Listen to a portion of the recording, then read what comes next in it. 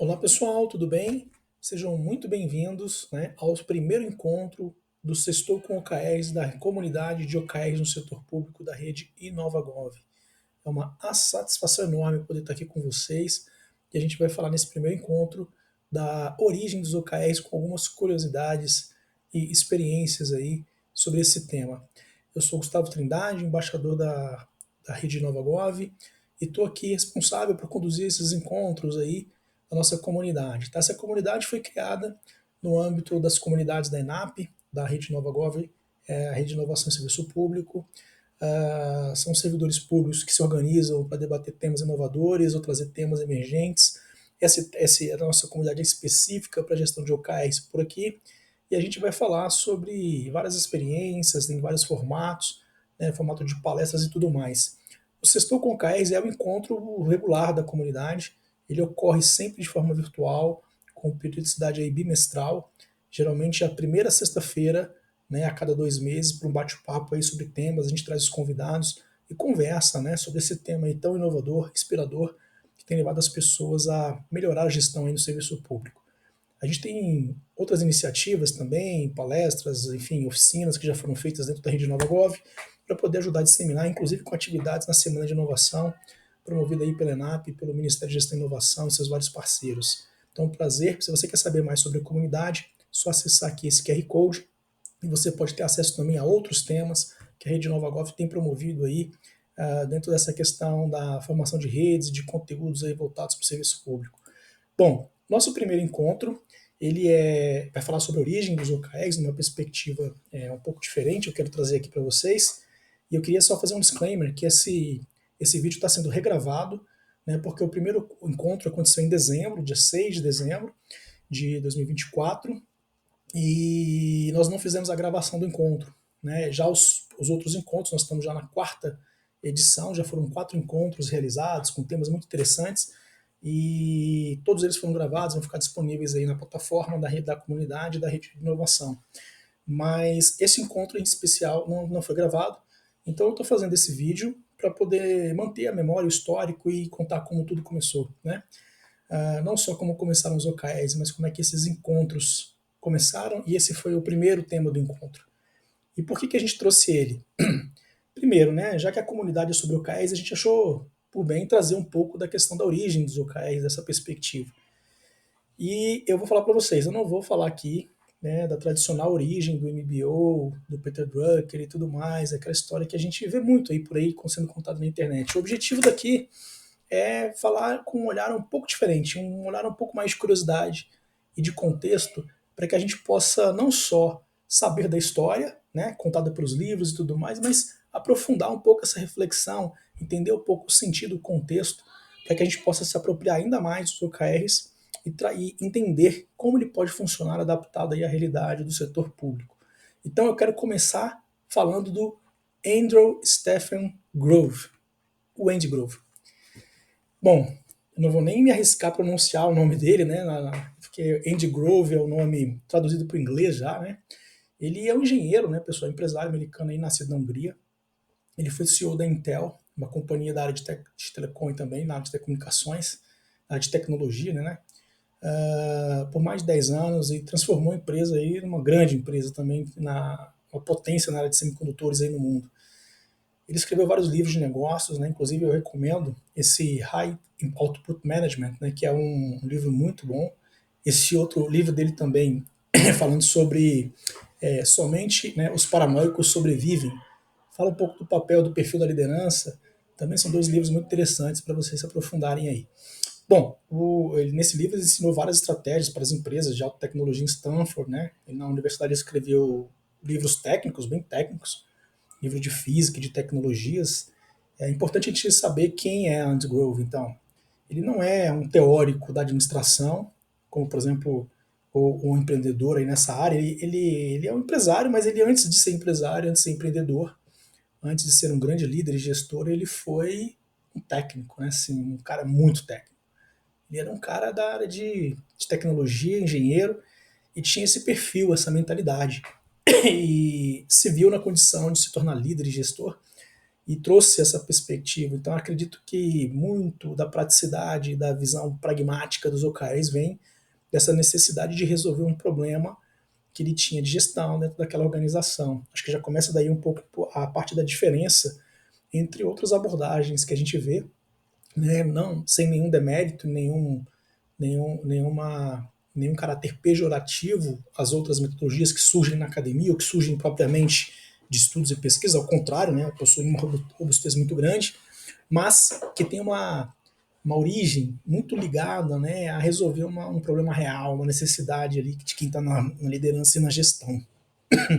Bom, eu sei que em 1997, né, a revista Time aí escolheu ele como o homem do ano, né, por ser uma pessoa mais responsável aí pelo crescimento aí da inovação na área de microchips. Então, fica essa dica. Desculpa, eu só deu com uma tosse meio incômoda aqui. Mas fica essa dica aí em relação ao Andrew Grove, saber quem é, né, essa pessoa, saber quem ele é. Então, assim, de onde que surgiram os OKRs, já considerando esse cenário. Bom, falando um pouco da Intel também, né, porque foi aonde os OKRs ali foram realmente elaborados, né, gestados, vamos chamar assim. A Intel, ela é uma empresa, né, multinacional nessa área de tecnologia.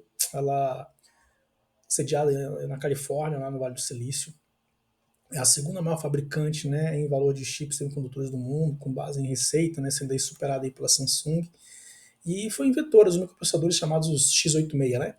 Os processadores mais encontrados nos PCs aí. Então acho que essa foi a grande revolução que a Intel proporcionou, né, através da liderança de vários gestores, mas entre eles aí o Andy Grove.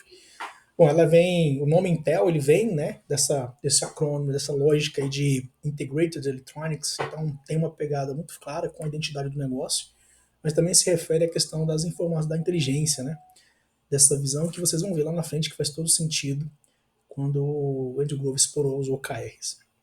Bom, a empresa foi fundada aí em 68 pelos pioneiros de semicondutores, né, o Robert Noyce e o Gordon Moore, que muitos conhecem pela Lloyd Moore, né? A cada 2 anos, um aumento de 100% da quantidade de transistores dos chips, né, mantendo seu custo, que tem uma visão já de exponencialidade.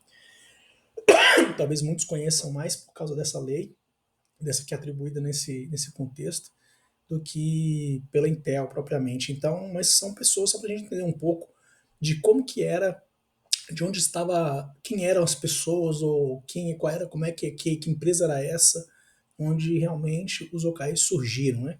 Então acho que esse olhar é um pouco explorado e eu queria aqui trazer um pouquinho dessa história para vocês através de uma pesquisa que foi feita aqui para preparar esse conteúdo aqui para a Rede Nova Gov, né? Então um caso muito conhecido, né, muito divulgado é a famosa Operação Crush, que foi a operação de concorrência da Intel, principalmente com a Motorola, em relação à disputa do mercado, os microchips, né? Que estava vivenciando naquela época. Então essa Operação Crush ela ficou muito famosa e isso é muito contado nos livros, né? Em várias palestras e aulas que a gente vê por aí. Uma coisa que eu pesquisando eu encontrei e que não é contado geralmente, né? Ainda falando do Andy Grove, né? Tem uma frase, né, que eu até trouxe aqui para nossa apresentação, que é uma declaração bem interessante dele, né? Ele diz assim: quando cheguei na Intel, estava morrendo de medo. Deixei um emprego muito seguro, onde sabia o que estava fazendo e comecei a executar pesquisa e desenvolvimento para um novo experimento, um novo empreendimento em território ainda não experimentado. Olha a frase dele, foi aterrorizante. Isso é uma frase atribuída dele, né, que está nessa reportagem, nessas matérias, e eu queria trazer isso para vocês, assim, porque quando a gente vai conhecer um pouco da história, vai mais a fundo, entender, né, o que estava acontecendo, o que passava na cabeça das pessoas que quando desenvolveram isso. É muito interessante, é muito importante para a gente entender a essência, né, dessa ferramenta chamada OKS, que está muito famosa hoje, depois que a Google passou a utilizar e foi disseminada e tudo mais. E nós estamos em 2025, algumas décadas depois, né, os OKRs já estão um pouco mais famosos, mais conhecidos, né? Mas interessante a gente voltar no tempo e entender um pouco desse contexto e dessa questão. Olha como o Andy Grove está se colocando numa situação de vulnerabilidade, né, e também numa perspectiva de incerteza na sua vida profissional, na sua trajetória. Então, Acho que isso dá vários elementos aí já para a gente entender um pouquinho de onde OKRs nasceram, de onde vieram, de quem, como era a cabeça de quem os criou, né? Claro que a gente precisava aqui aprofundar muito mais, o objetivo aqui não é fazer uma biografia completa, mas trazer algumas curiosidades, né, que eu acho que valem a pena para a gente poder realmente ir entendendo um pouco essa questão. Então, sobre a Operação Crush, pessoal, para quem nunca ouviu falar, ela foi o nome foi atribuído para um momento de competição mesmo, de concorrência acirrada aí na venda de microprocessadores aí, né? Entre a Intel, ela começou a ficar para trás na concorrência, né? Com menos de um ano de lançamento do seu produto, né? Que era o 8086, né? Aí, em resposta a isso, né? Os profissionais de marketing, junto com uma liderança muito clara de desenvolvimento e de consciência de que esse produto tinha que ganhar mercado, e que eles tinham uma consciência de que era um produto bom, desenvolvido pelas equipes de engenheiros e designers, e todos estavam comprometidos com melhorias e novas versões, etc. Houve uma atuação da área de marketing também muito forte. Então, acho que nesse componente uma outra característica que vale a pena a gente destacar. O OKR surge num contexto em que você não está tratando de objetivos e metas em silos. Não é só o departamento de marketing ou de comunicação, não é só o departamento de projetos ou desenvolvimento de engenharia, né? Enfim, não é só o comercial, não, enfim, é um contexto em que você tem uma missão clara, uma necessidade muito relevante, né? E que você precisa de ter alinhamento e foco, clareza, né? Para poder realmente, nesse momento, sobreviver. Então, acho que a Operação Crush marca o momento em que os OKRs se tornaram mais importantes ainda no contexto aí da Intel, de acordo com os relatos históricos, com os estudos que a gente foi buscando aí e descobrindo, né? Então, quando conheceu realmente lá, chegou a atingir a meta, né, ambiciosa lá da venda de 2.000 vitórias de design no próximo ano, essa era a ambição que tinha naquela época, que foi relatada, conseguiram bater inclusive 2.500, ou seja, superaram ainda mais o desafio, né? E conseguiram um contrato muito importante com a IBM para os microprocessadores pessoais que depois viraram ali, né, a grande disseminação, ou seja, ter conseguido vencer a disputa da concorrência para obter esse contrato foi um divisor de águas. E os OKRs, pelo menos pelo que é contado, têm um papel muito importante aí nesse contexto, né? Falando aqui mais sobre a Operação Crush, então, né? Ela enfatizou assim a estratégia de comunicação, entrou também nessa questão, porque eles antes tinham uma visão de tentar vender o produto deles a partir de argumentos técnicos, dizendo que o produto era tecnicamente superior, destacando as características do produto e tudo mais, mas isso não estava dando efeito, não estava dando resultado. Por mais criativos e competentes que os engenheiros estavam sendo no seu trabalho, eles não estavam conseguindo ganhar mercado nesse cenário em razão da competição que estava se acirrando, né? E não era qualquer empresa que estava na concorrência. Por isso a Intel estava preocupada, os líderes da Intel estavam preocupados naquele momento. Eles estavam ameaçados no sentido de que tinha uma grande empresa entrando nesse jogo, ou seja, as questões não seriam mais tranquilas como estavam sendo até o momento. E esse senso de urgência e de prioridade, de clareza de que precisaria, né, superar essa disputa, é que deu sentido, né, para a questão dos OKRs. Então a Operação Crush vem nessa questão no momento em que ele começa então a também mudar a lógica de estratégia de comunicação, dizendo não só, ressaltando não só os componentes, as qualidades técnicas daquele produto, mas também todo um ecossistema e toda uma lógica de atendimento para os clientes da Intel. Então, ou seja, o que muda ali nesse momento também? Não só o foco claro, né, na missão clara dada, ele não muda só a questão do foco da parte da equipe técnica envolvida diretamente naquele desafio, mas toda a organização. E mudou toda a estratégia de comunicação, olhando para essa perspectiva de que precisava resolver os problemas dos clientes de uma forma mais abrangente. Então não era só uma questão de ter ou não aquele microprocessador, mas toda a capacidade, a estrutura de atendimento, enfim, e a disponibilidade com uma visão de médio e longo prazo também. Então isso aí está um pouco nos bastidores, né, desses relatos, e é bem interessante, né? São algumas matérias, né, dessa campanha agressiva de comunicação, né, mostram aí que eles queriam realmente não só destacar a tecnologia, né, mas mostrar a nova era, né, que chegou um novo momento e tudo mais, e trazendo toda uma estratégia de comunicação de branding aí, agressivo, de certa forma, mas reposicionando, né, ou seja, trazendo uma visão estratégica por trás dessa decisão e dessa ação aí, né? Aqui outro exemplo de anúncio, né, da época aí, falando sobre essa questão de que não importava só a parte técnica, mais uma vez, mas que realmente o que a Intel estava entregando, né, para os seus clientes, ali, seus fornecedores e clientes. Então, eu acho que essa visão traz aí, aqui eles fizeram inclusive uma contratação de marketing aí, de um profissional de arte, né, o artista Patrick Nagel. Ele criou anúncios específicos aí, altamente estilizados para a época, principalmente, né, com mensagens bem assertivas, né, dizendo o futuro chegou. Eu acho que isso mostrava muito bem a intenção e a energia que a Intel estava empregando em todas as suas frentes, em toda a organização. Não só na área de engenharia, não só na área de vendas, mas na área de comunicação, da alta liderança até o nível de chão de fábrica, todos comprometidos com o desafio por uma questão muito clara de necessidade de sobrevivência. Então, acho que lembrar um pouco dessa história, de como os locais vieram, faz a gente entender um pouco as funcionalidades ou as razões que justificaram aí um pouco dessa metodologia, né? E aí, claro, vamos para a linha do tempo. Eu não poderia deixar de falar dessa parte que geralmente é mais contada, mas sem antes começar por essa curiosidade que eu comentei com vocês. Aqui, né, de onde que veio então a origem dos OKRs, né? Segundo a gente tem aí nos estudos, nos relatos, nos livros, etc. O Andrew Grove foi considerado o pai dos OKRs, né? Ele não deu esse nome. OKRs, lá ele chamava de EMBO, que era os Management by Objectives da Intel, né? Então, EMBO é uma referência ao MBO, que é a gestão por objetivos, né, do Peter Drucker. Sim, o grande Peter Drucker, pai da administração moderna, muito conhecido também na área de gestão, por suas várias lições, ensinamentos, seus livros, seus feitos, etc. A gente tem aqui então uma referência, né, de que os OKRs são uma evolução da gestão por objetivos.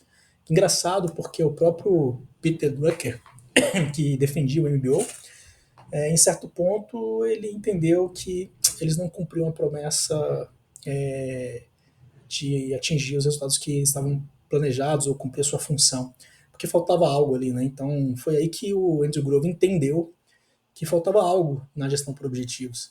Foi onde ele incluiu os famosos resultados chaves atrelados e toda uma outra estratégia que faz parte desse conjunto e que também dialoga aí com a filosofia de gestão do Peter Drucker, né, envolvendo a cultura, né? Que a gente já ouviu muitas vezes aquela famosa frase, né, que é atribuída a Peter Drucker, embora não tenha sido expressamente dita por ele nesse sentido, que é a cultura devora a estratégia no café da manhã. Significa que o dia a dia, a organização ali é que realmente faz as coisas acontecerem, independente das suas intenções ou da sua estratégia, dos seus planos. E então traz a cultura como um componente estratégico para dentro desse cenário. E o Andrew Grove entendeu isso muito bem, né? Então acho que ele trouxe isso nessa abordagem. Depois, pessoal, da década de 70, depois desse feito da Intel, o John Doerr, ele, que é um grande, vamos chamar, evangelizador aí dos OKRs, né? Talvez um grande disseminador, ele trabalhou com o Andrew Grove na Intel, conheceu os OKRs com ele, ou seja, ele conheceu com quem criaram os OKRs, quem criou os OKRs, né? E naquela época, depois, ele foi para a Google, né?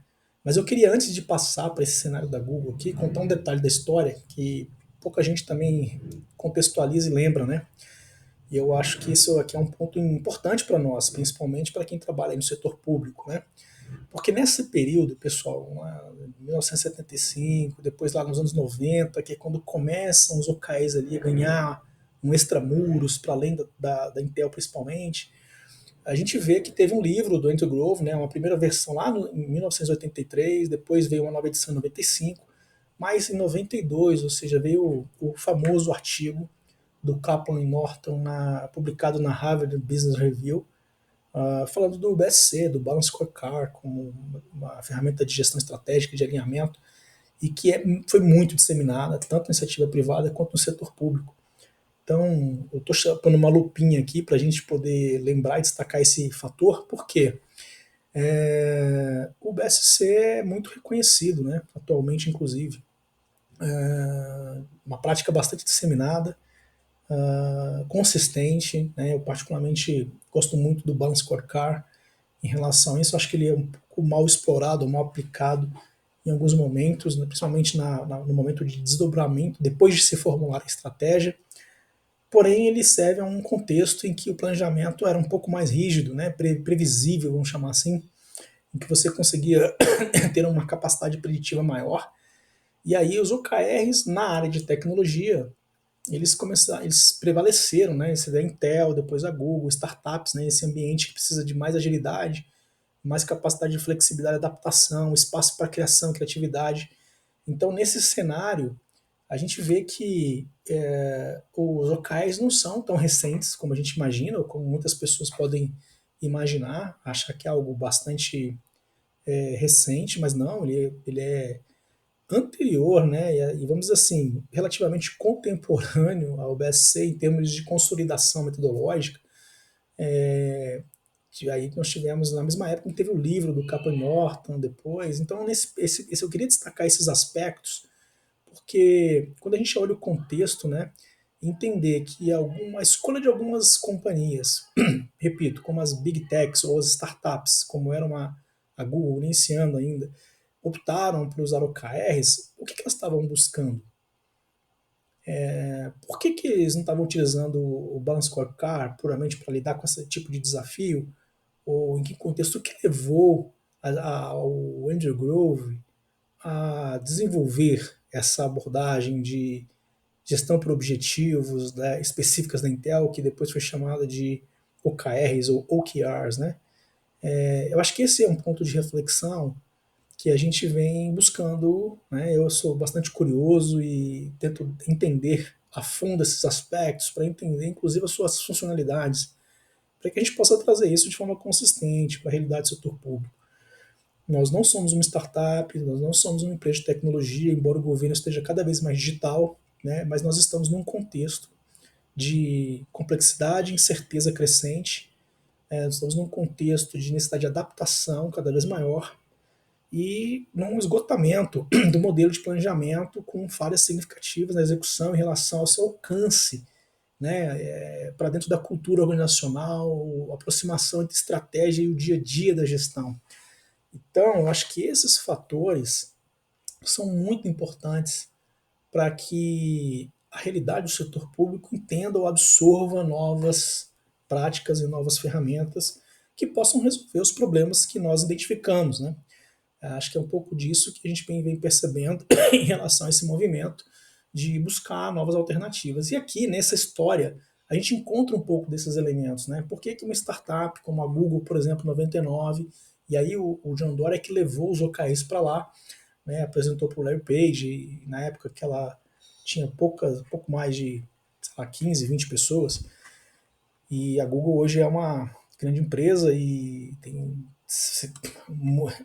contingente muito maior de pessoas trabalhando e mantém a cultura de OKRs, a lógica de gestão por resultados, aflorada dentro da sua organização, faz parte da sua cultura, né? Com adaptações também em outras empresas, enfim. O que faz isso, essas empresas terem optado por esse caminho? Né? Acho que a gente tem que aprender um pouco com esse movimento e com esse cenário, extrair as lições aprendidas na história com esses modelos de gestão que foram se adaptando, principalmente na área de tecnologia. E aí uma outra lupa que eu gostaria de colocar aqui é justamente também na área de tecnologia, e eu diria não por acaso na área de tecnologia, que surge o manifesto ágil, né? E aí toda essa discussão de agilidade, né? Hoje a gente vê muita coisa falando sobre o OKRs de forma até superficial, ou motivados pelo hype da agilidade, ou da inovação, da transformação digital, mas sem muita profundidade, sem as pessoas entenderem o que está por trás ali dessa nova prática, desse novo framework, dessa ferramenta de trabalho, de gestão, e quais são os fatores humanos, pessoais, interpessoais e organizacionais que precisam ser considerados para que a gente tenha uma solução adequada, robusta, efetiva, né? Acho que precisa aprofundar mais essas reflexões. E aí, esse contexto do Manifesto Ágil também é um componente interessante, né, que vem ali trazendo, e é justamente a partir dali, né, a gente vê que nos anos 2000 para frente começa a ter uma disseminação maior também, vamos chamar de diáspora talvez, ou de expansão, né, ou transbordamento dos OKRs primeiro para aquelas empresas de tecnologia do Vale do Silício, depois para outros ramos que não tecnologia. Então começa a ter uma disseminação e aí começa a expandir para o terceiro setor e outros, etc. E até chegar no setor público, no governo, assim como aconteceu com o BSC, né? Isso é curioso, porque os OKRs estão chegando no setor público também, não por acaso. Eu diria que é mais pela questão do contexto e de talvez trazer uma promessa de soluções para alguns problemas. A gente sabe que promessas acontecem muitas, né? E já estamos acostumados com várias ondas de novas novidades, né? De novas metodologias que vêm numa moda, mas então precisamos entender mais a fundo sobre o contexto e por que essas coisas estão acontecendo e se vale a pena fazer esse investimento, essa incorporação dessa nova tecnologia ou essa transição para um novo modelo de gestão que a gente tem vivenciado, né, que existe tá vendo uma tendência nesse cenário, à medida que as organizações vão realmente vendo uma dificuldade maior de manusear a gestão com instrumentos mais rígidos ou eminentemente preditivos ou planos que se tornam obsoletos muito rapidamente ou que não fazem parte do dia a dia da gestão. São aspectos aí que a gente vê, né, que realmente a gestão por locais traz como agregando um valor adicional nesses cenários. Mas, claro, desde que implementada de forma adequada, com bastante energia empregada, não é algo trivial, então é um contexto bem interessante, tá? Então eu queria fazer esse panorama para que a gente pudesse compreender um pouquinho mais aí da questão dos OKRs, né? E aí, assim, claro que tem todo um cenário ainda mais detalhado que a gente pode explorar, aqui eu não vou gastar muito tempo com isso, mas a perspectiva de realmente entender que as dinâmicas de gestão e as evoluções dos modelos de gestão ao longo do tempo foram sendo aprimorados até chegar onde a gente chegou aqui, né, passando aí desde antes até da gestão por objetivos, né, mas a lógica de medir as coisas, ela vem de muito antes dos OKRs, né, ela vem de muito antes, né, dessa necessidade de gerenciar resultados ou de estabelecer isso que o Grove ensinou ali, né, com a questão dos OKRs. O que eu acho é que a gente foi evoluindo, chegamos aí na qualidade total e instrumentos como, por exemplo, o Honshikari no Oriente, porque não foi uma evolução só ocidental, né? Houve também aí um cenário de mudanças, de melhorias de gestão também em vários contextos, que vale a pena a gente entender como cenário de melhorias aí, de evolução. Acho que é um processo evolucionário, né, que vem acontecendo, e isso impacta não só a vida humana, a vida do planeta, mas as nossas organizações, a nossa sociedade e, naturalmente, né, as práticas e métodos de gestão. Bom, falando um pouco sobre a parte do MBO da Intel, né, era muito focado nessa lógica de trazer aí uma atuação de todas as equipes participando, né, para a construção de metas anuais e trimestrais. Na Intel, lá, os colaboradores também eram encorajados a incluir planos de ação, né, as metas, né, e o Grove chamava isso de algumas ações individuais de resultados chaves ou de entregas chaves.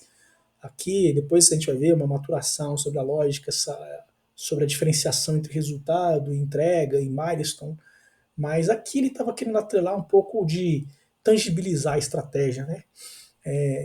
Trazer aquela visão de longo prazo para o curto prazo de uma forma pragmática, clara e objetiva, ao mesmo tempo inspiradora.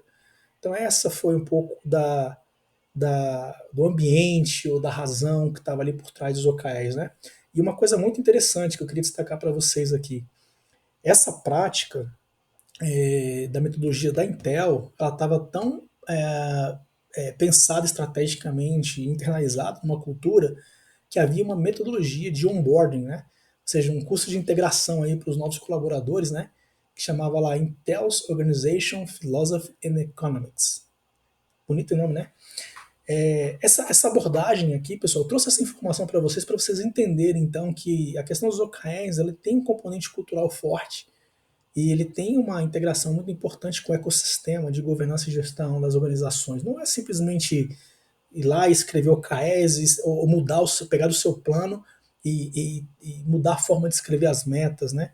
Isso é muito superficial, então precisa ir mais a fundo, entender essa dinâmica e trazer o efeito sistêmico para isso, entender que OKRs vão muito além das metas, né? É, aqui eu vou deixar para vocês na apresentação, tem um vídeo, vocês encontram ele na internet também, aqui está no portal do What Matters também, que eu recomendo, tem uma fonte de informação muito interessante para quem quer estudar a origem dos OKRs na perspectiva da visão do John Doerr, né? Então ele explica, né, essa dinâmica, né, quando ele criou. Então é um vídeo bem interessante, vou deixar para vocês aqui, tá? Como aqui é uma regravação, não vou perder o nosso tempo, que é bastante precioso aqui, mas mais para registrar essa discussão, essa reflexão que foi feita nesse primeiro encontro, né?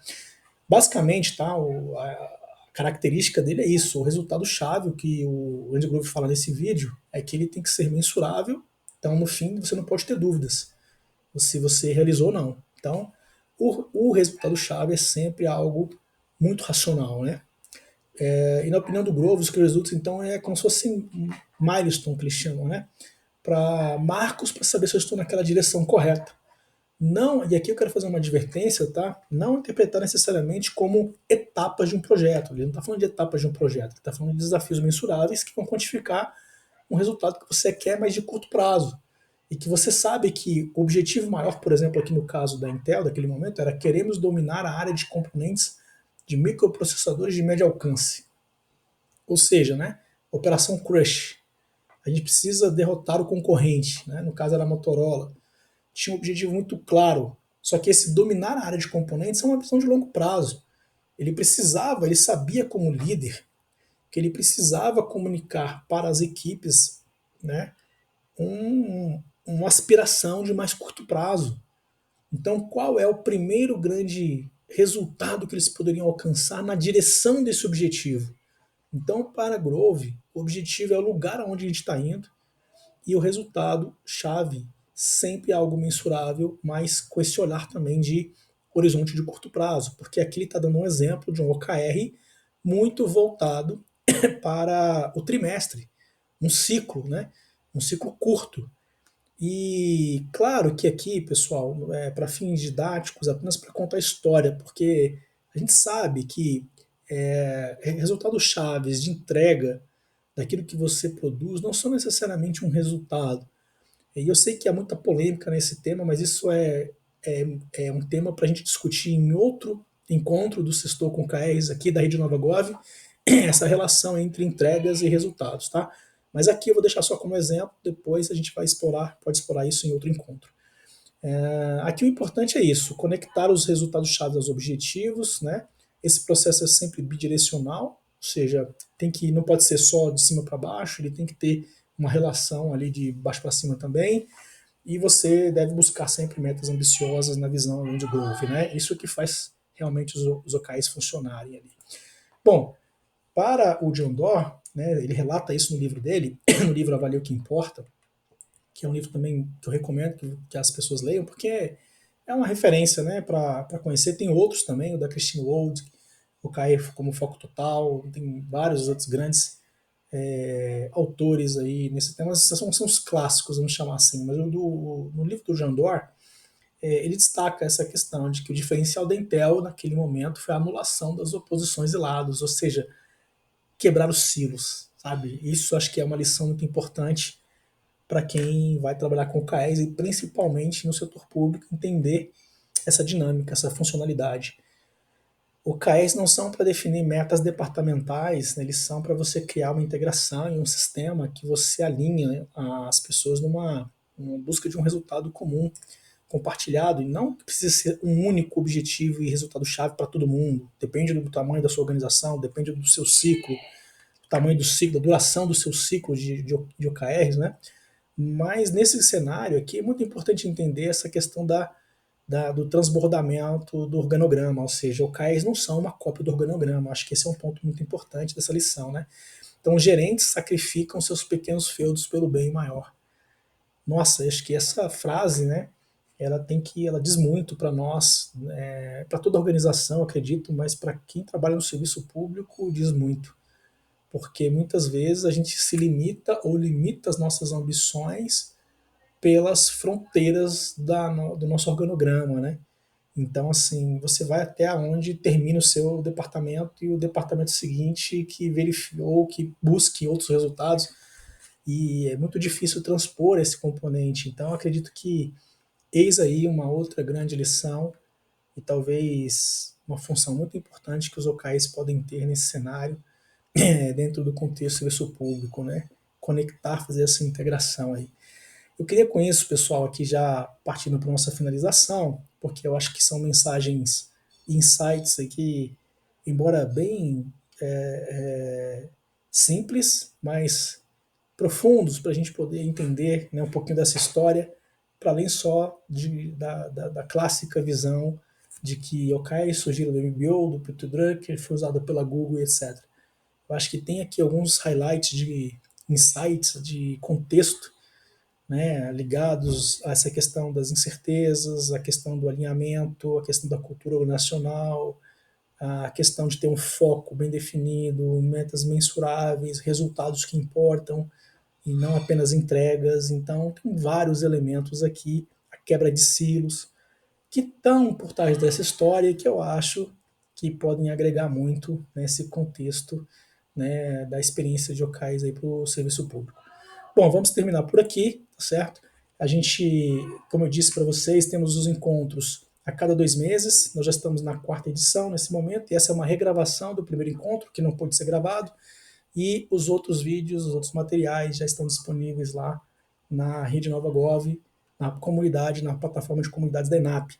Então, se você quer continuar participando, quer saber mais, quer acompanhar, quer contribuir com esse processo, faz parte da comunidade, ingressa lá, verifique as regras dessa comunidade, como funciona, procura saber, tá aí o QR Code para você saber mais, né? E vem fazer parte desse movimento de inovação e transformação do serviço público. Pessoal, espero que tenha contribuído agregado para vocês, né? Obrigado pela participação e a gente se vê aí nos próximos encontros da comunidade. Muito obrigado. Até mais.